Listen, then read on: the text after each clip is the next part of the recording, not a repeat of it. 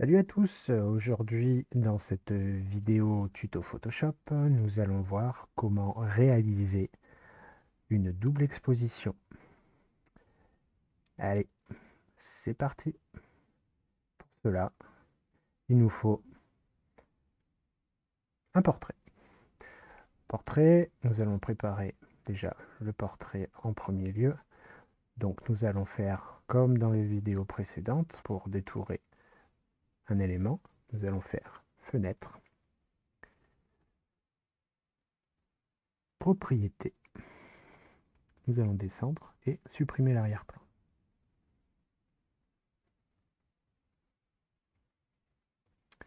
On laisse travailler un petit peu.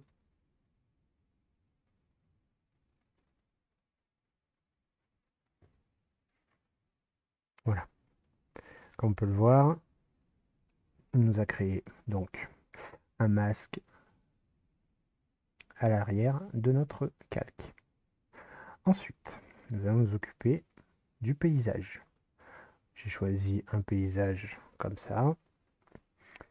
Nous allons le passer en noir et blanc. Pour cela, majuscule CTRL U. Et ensuite, nous allons créer un masque d'écrêtage entre le portrait et le paysage. Pour cela, nous allons sélectionner la touche Alt et au moment où on appuie sur la touche Alt, vous voyez que l'icône change entre les deux. On clique et voilà, nous avons un début de double exposition.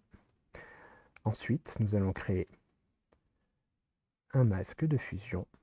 Nous allons sélectionner le pinceau, choisir une brosse à bord flou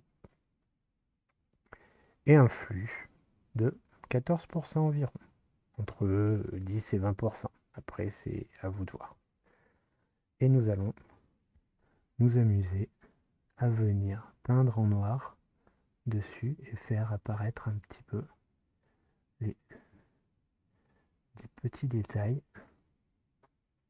du portrait pour donner un petit effet de révélation.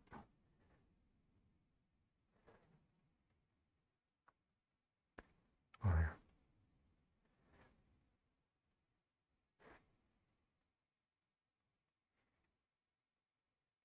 Ensuite, ce que nous allons faire, nous allons grouper cette sélection, enfin ces calques. Donc pour cela, on maintient la touche Alt,